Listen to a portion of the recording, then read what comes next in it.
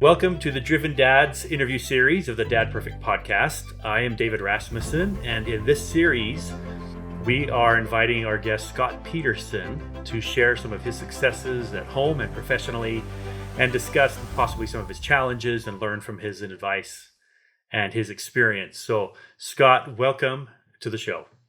Thanks, David. Pleasure to be here. Thank you for taking the time to join with us and share a little bit about yourself.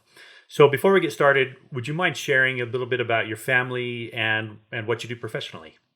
Yes. So my wife, Marilyn, and I have been married for about 42 and a half years.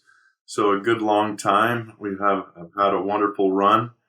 We have 5 children, 5 married children, and we are expecting our 19th grandchild. Wow. We have a beautiful family. They're all spread out across the country and all doing wonderful things in their careers and with their families. So Marilyn and I are truly delighted about that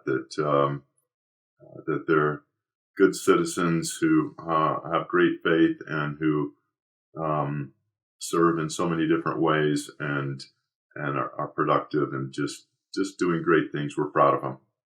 So I am a longtime entrepreneur, David.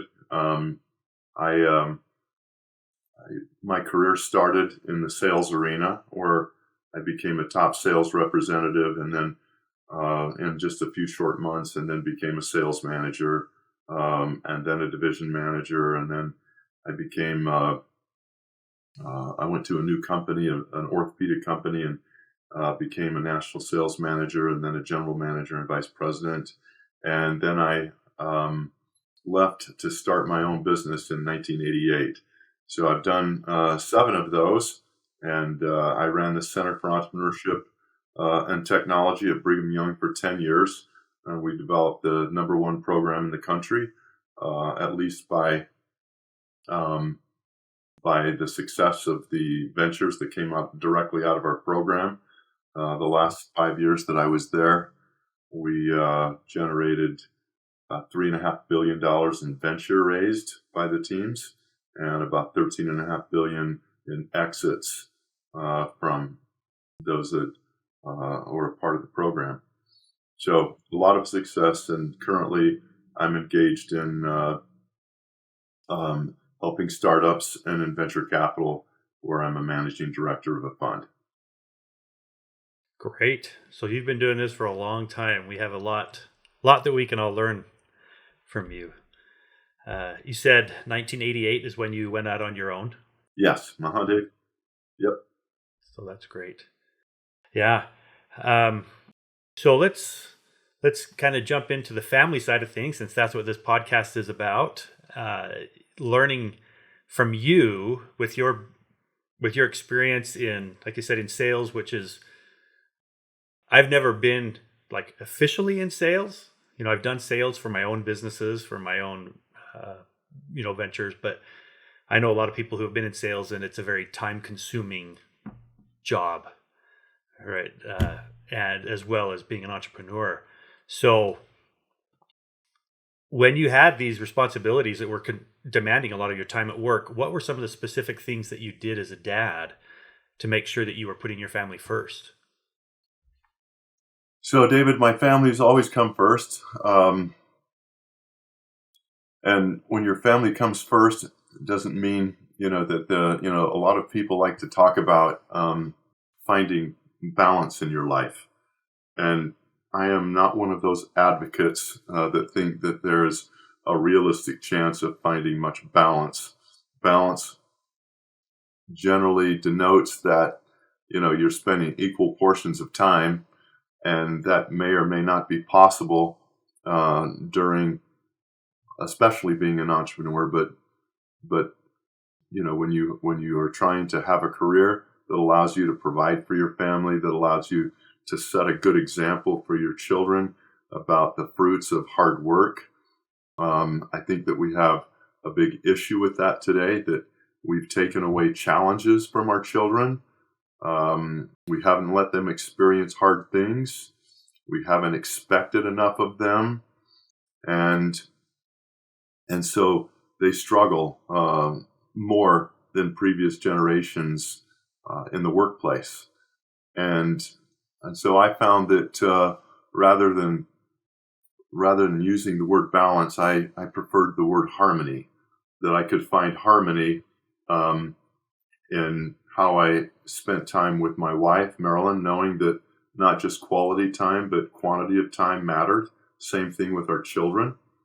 But on that also doesn't mean that, when I was first starting companies, that they didn't require massive amounts of time. In fact, they did. But you have to be strategic in jumping back and forth between responsibilities to your spouse, responsibilities to your children, responsibilities to work, responsibilities to service in the community, church, other things that may be a part of your life. You have to find and make time for all of those. So it takes a bit of wisdom, which comes from making choices and learning from those choices, to be able to decide, man, I really have to get this done, but man, I really have this, this relationship that matters more. How am I going to strike the chord between these two? I'm glad you brought that up, Scott. For those that have listened to my show so far, I've actually used those same words, right? That I don't believe in this concept of balance. I love that it's harmony. And for me, I like to equate it to singing in a choir. I love to sing in choirs. And, and in a choir, it doesn't sound good if there's one voice that's dominating all the time. And if it's all, sometimes it doesn't even sound good if they're all balanced, right? If you have everybody at the same volume or everybody doing the same thing, it doesn't sound good. There are times when one voice needs to stand out or another one needs to back off, and you have to have this kind of a dynamic relationship. And I love using that word harmony in families because of that. I grew up, so for those who are listening, my father was also an entrepreneur, and Scott and my father have crossed paths in the past. And as a child, I remember missing my dad. He wasn't in the home a lot because he was working and he was starting multiple businesses. He had two businesses. He had his own business and he was president of another business. And there were a lot of other things, callings in the church that he was taking a lot of his time. And I knew it was really hard for him. It was really hard for him to find that harmony, and he did his best, and he did a good job. That's the thing. You look back and think, as a child, you always want more of your parents' time. You could always, you can't get enough of your parents' time when you're a little child. That's just, you just crave it. As a teenager, it goes the other way, right? It's like they want to be with friends. But yeah, you have to, you have to find that harmony. And I love also that you mentioned the wisdom, that it takes wisdom to do that. And I really like the difference between the words knowledge and wisdom. Wisdom comes from experience. And I think to me, that word implies a lot of trial and error. You learn from your mistakes. And for young dads who are just trying to get started, I think some of the advice would be, hey, don't be too hard on yourself, right? You'll figure it out. Just keep trying when it's a priority, like your family has been a priority for you. Yeah. And, I always liked to say that, you wish that every child came with an owner's manual, but they don't. And so you have to discover each child individually, and you have to respond to every individual child uniquely. And if you really study what's going on and you get to know that child and you spend time with that child individually, then you are able to meet them where they are rather than the other way around. And I think that is really an important aspect of parenting, is that you have to meet them where they are, not expect them to meet you where you are. And then I think when children get older, it can become a little bit more difficult as they, seek to achieve independence, and they may or may not always cherish every word of counsel that you give. I like Stephen Covey's counsel that he gives us to seek to understand and then to be understood, to listen more than we speak, and to have empathy for our children, to show them that we really are listening, that we really care, and sometimes to back off, and let them explore and discover who they are, and allow them to even make mistakes, and to talk about those mistakes and the results that came from them, whether they were positive or negative, so that we can help them achieve their individuality, so that they can have, feel that they're in control of their own lives. I like to, one of the things that was important for me as my children were growing up is that setting the right expectations. So when they were young, like 1, 2, and 3 years old, even 4 years old, the guardrails were set up pretty hard. Why? Because, I have a lot of experience. I want to help them to navigate those, what it's like growing up and how to learn to be obedient, not for the sake of being obedient, but for the sake of the outcome. When we make mistakes, then there are consequences to those mistakes, and we help them to see that. I guess what I'm really trying to say is that when they're young, I set up the guardrails pretty hard. As they grow, I let loose of those guardrails quickly and allow them to make decisions and let them experience the consequences. I help them to see, for example, that you could do this and you might experience this, or you could do that and you might experience this or this. I'm not going to tell you what to do, but I'm going to encourage you to make a good decision so that you have a good experience and a good outcome. So you make the decision, that way they obtain their independence and they feel like they actually have choice and accountability rather than everything shoved down their throats.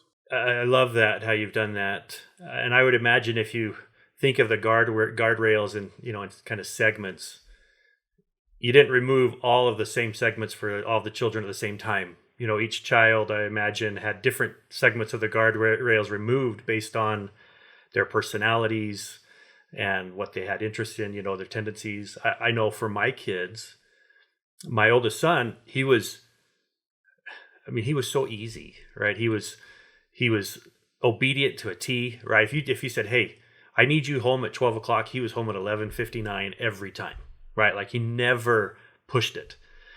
And it was easy to remove a lot of guardrails for him. And my daughter, she's amazing. I love my daughter, but she likes to push things a bit. And it was interesting because that was a little challenging for me, because I was like my son growing up. I was like, obedience is important. I want to be obedient. I will be obedient to everything, right? And so when my daughter came along and she liked pushing me a little bit, at first, I wanted to tighten those guardrails up. Like, no, you have to be obedient. You have to be, and put these rules in place. And I started to realize that the obedience wasn't the goal, like you mentioned. It was why I had to learn and discover, why do I want her to do these things? And then start to teach her in a way that she understood, that resonated with her. And I started to realize it's not because she's a bad girl, or because she's rebellious or wants to do things against her parents intentionally. It's because she likes to understand why things are the way they are. That's really important to her. And if in her mind she doesn't understand why a rule is in place, she doesn't understand why she has to follow it, and she just kind of it's lax. And so I learned, for her, I have to do a lot of education. I can't just say be home at midnight and expect her to do it. I have to explain why this is important. Why is it important to be home, at a certain time, or to do a certain thing or not do a certain thing? And once we came to that understanding, she's great, right? She's just a wonderful girl, but it was totally different than my son. Right. And I think, I go back to an example that sort of informed how I thought about this. It's like, an elephant in a circus. They would tie a baby elephant to a wooden stake. I'm sorry, to a metal stake that was driven deep into the ground, and that young elephant could, move their head and wrangle and do everything that they could possibly do, but they could not get out of it. And as they grew to be an adult, then they were, a simple wooden stake, and the elephant just didn't even try. It's not that we're trying to program kids. What I think that is important is to understand correct principles. And how do we understand correct principles? I always say, observe the outcome, observe the fruit. And and so we help our children to discover how to obtain good outcomes in their lives, not to program, not to take away their individuality, but to help them discover the potential that lies within them. I believe that every individual that is born has a different set of gifts. As parents, sort of our responsibility, I found, is to help them discover what those gifts are, and then provide opportunities for them to develop and enhance those gifts. I don't think that those gifts were given to them for no good reason. And so if they develop those gifts, they're likely to find a lot of pleasure and joy in life and achievement. And at the same time, to learn the correct principles of how you attain important things in life, from focus, from hard work, from education, from mentors, being open-minded. I think children need to learn over time that there are people out there who have, and it's more than just their parents, who have climbed to the top of the mountain. And so they can stand at the top of the mountain and look down and say, hey, I can see both sides. I can see what I've scaled, and I can, see the other side and what's awaiting. And so learning to trust in people who have gone to the top of the mountain and listening to them and hearing their stories allows individuals to not make as many mistakes, even though we all are going to make plenty of mistakes. And hopefully we're going to learn and grow from those mistakes and not mind making mistakes, not mind the fact that we fail. Failing is an important part of growth and development. And I think too many kids today grow up thinking that if they fail at something, that's a bad thing. They develop perfectionism and other unhealthy characteristics, when if they really knew from a young age that it's okay to make a mistake. We try not to, but when we do, we actually evaluate, we learn from it, we grow, and we move on. Yeah. I think far too often we, as parents, tend to measure our children by their successes. Our school system does it. A lot of activities outside of school do it. They measure their successes, right? They get trophies, they get grades, they get things that measure what they've accomplished. And it's important as a parent to make sure that we, like you said, help them know that their identity, who they are, is not defined by their grades in school, or what kind of a trophy they get in dance, or how they, if they're the best soccer player. But we help them find who they really are, that they can then have failures and not have it shatter what they, their image of themselves. I think that there can be a lot of debate around things like competition and scores and so on and so forth. I generally think that is not a bad thing. I think that what we really need to do, instead of helping children avoid those things, is to teach them how to evaluate and package them for themselves. Since it's clear that we all come to Earth with different, that we're all born with different capabilities.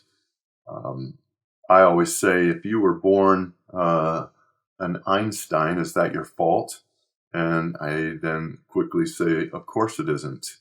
It's not your fault. It's how you were born. It's your genes. It's your genetics. And if you were born mentally handicapped, is that your fault? And of course, then people will really stand up and say, well, of course not. No, they will be very, animated in their response.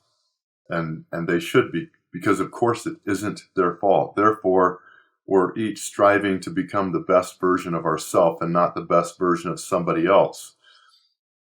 Sometimes competition helps us to stretch and to reach for higher heights. And so I think that is good. But I think we need to help our children understand that when they've done their best and they have reached a certain level, there's no reason for them to feel less than somebody else because somebody can run faster or somebody appears to be a little bit smarter. They should really learn that there are many other skills that if they develop, for example, there's IQ and EQ, and EQ is the ability to interrelate with other people and how we deal with vagaries, how we deal with things that are difficult, how we respond to that adversity.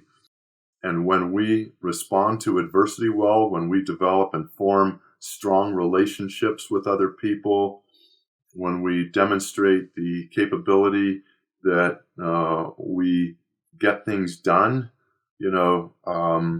we can develop traits that even though we might not be as smart as this person or that person, or as athletic as this person or that person, none of those things make that other person better. What makes us good is becoming the best version of ourselves through making good choices each and every day. Yes. Thank you so much for explaining that. I agree 100%. Agree 100% with that. So we've been talking a lot about our children and raising our children, relationships with children. I'd like to shift just a little bit to things that you have done, any specific maybe rules or principles that you put in place with Marilyn, with your wife, to make sure that one, that you are maintaining a good relationship with each other and continuing to build that relationship, but also how you work together in this endeavor of being parents, starting businesses, building businesses, and raising your family. Yeah, no, I think those are important. I think you have to be conscious of the person that you married and the type of person that they are. When you decide to marry someone, it's like I always say, you pick up one end of the stick, you get the other end with it. We all should do enough diligence to say, hey, I'm not marrying someone so I can change them. I'm marrying someone so that we can create something special together. If I think that I need to change somebody in order to be happy, then I probably shouldn't make that decision to marry them, because you can't enter marriage with the expectation of changing someone. But you can marry someone with the expectation of saying, heretofore in my life, everything has been about me. In our younger years, we're very selfish, and it's all about our own happiness and our own getting to do the things that we want to do. And then we grow older, more mature, and we realize that, well, it never really was about us. It's about a couple, if you decide to marry. And how do you make a great marriage is by valuing that person as they are, loving them completely, unconditionally, supporting them, helping them become the best version of themselves. All the same time, you're trying to become the best version of yourself for them. I always think that if my number one goal is to make Marilyn happy, that she will get it, and that she will respond in kind and do those things that will that give me happiness and enjoyment. And I found that to be true, that that as I treat her the way that she deserves to be treated. And I'm also very grateful that my father taught me those principles, that how important women are in my life, and how important it is to respect and honor them, and to treat them with the kindness and the understanding. And when all those things happen, it generally is a really great relationship, even though you're not always going to see eye to eye on everything. You might argue once in a while. You might, sometimes if you're wallpapering or hanging blinds, you might have a bad day. But at the end of this, really, if you are treating your spouse the way that they should be treated, they will treat you the way that you want to be treated, and you'll have a good marriage. I think the first thing I would just concur with is the value and the importance of setting a good example for your kids, and not just an example for them to see what a good relationship is like, but it gives them, I think when children know that their parents love each other, when they have that knowledge, I like to compare that to a lighthouse. It's like that lighthouse is built on a solid foundation. It's beaming its light out into the ocean, and their children are able to go out and explore. They can go be themselves. They can get out into the, grow up in their lives, and they always can come back, and they know that lighthouse, their parents are always there. And it's whether you want to think of it like a safety net or something, but there's a miracle of it that allows children to become their best selves when they know that their parents love each other and have a strong foundation there. I think that's exactly right. And Marilyn and I didn't hide our affection. Obviously, we were super appropriate, but at the end of the day, we wanted our children to see how much we love each other. We didn't care if they saw our imperfections, because I think it's healthy for them to see that you're just a person, a mortal. You're not perfect. And as they become married and have some of the same minor issues in their relationship, they will say, "Yeah, that's standard. That's okay." I think today we live in a world that is grown increasingly selfish. And when we see that families break down, it's never in the best interest of a child. Children thrive when they see two loving parents that have, settled their differences, that are really working diligently um, uh, to create an environment inside of the home that's loving and kind, respectful, that where they see both parents work hard, both parents working together. Those are all healthy things that produce great fruit. And on the other hand, if you fight, if you become selfish, if you don't seek to understand, as Stephen Covey used to say, before you want to be understood, then this great things happen, and we build a great family, which contributes to building a great society. Yeah, it's so important that your children see the full gamut of what it means to be married, right? Just like you were explaining, the affection, the love, the good times, but that they also see and a good example of how you get through disagreements and differences. And I'm a big proponent of also letting them see the forgiveness. I think, forgiveness in a family, that culture of forgiveness in a family is set by the parents, right? If the parents if they are quick and free to forgive each other their differences because they love each other and to resolve those differences, the children see that, and they'll carry that into their relationships, and they realize that it's not a bad thing to say I'm sorry. It's not a sign of weakness to say I'm sorry, will you forgive me? But it's an act of love. It's an act of caring, that you care more about that other person than you do about whatever that grudge is. Whatever you normally would want to hold on, the natural man inside of you wants to hold on to, that you care more about the other person than whatever that thing is, and you let it go.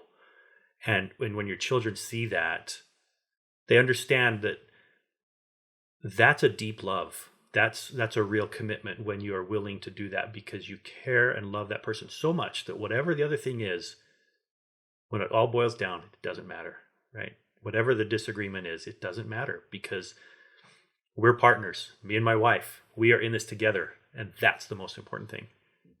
Yep. Scott, if you were to give advice to a young father or an older father, but just someone who's kind of beginning this journey of being an entrepreneur, or maybe just has a really busy job that demands a lot of their time, and they're trying to figure out how to balance or harmonize, right? Harmonize their home and work, their marriage relationship, and their children. What advice would you give them? To sit down as a couple before they embark on this decision together. That's why not every woman is cut out for the vagaries of entrepreneurship, because there are a lot of vagaries, and there are a lot of things that are uncertain. I carried most of the burden. I never really shared with Marilyn sometimes the intense things that I was going through, because I didn't want her to worry about things. So I think that you have to, have a conversation together to talk about what the journey may look like. And I did that with Marilyn, and I would just say, I don't know what this is going to all entail, but I know that it's going to require a great deal of effort and hours. Are you comfortable, with the extra burden that that's going to place on you, Marilyn, to, raise our family, to be there for our children when there may be times that I just can't. And she agreed that, the sacrifice would probably be worth it, and that she was willing to sort of buckle down and to assume a greater role. And that's, again, when you're working together and you're agreeing that, hey, this will be a sacrifice for both of us. And it is. I think about all those early years when we didn't travel, and when I didn't golf, when I didn't go, have any guy, friend deals. We were just, heads down. We had a mutual goal that we were trying to achieve. I had an old friend that shared with me, it wasn't his, but I learned it from him, where he said, Scott, if you will work for 5 to 7 years like nobody else will, then you can live the rest of your life like nobody else can. And that has been my experience. That first business, I remember there were many times leaving the office at 7 or 8 o'clock at night. I didn't do it every day like that, because that was part of the harmony. Even when I felt like I needed to, when I felt like the business might crumble if I didn't, I would simply say, well, I'd rather have it crumble than our couple crumble. And so I'm going to make sure that we get our Friday dates in. I'm going to make sure that we have other quality time and quantity time together.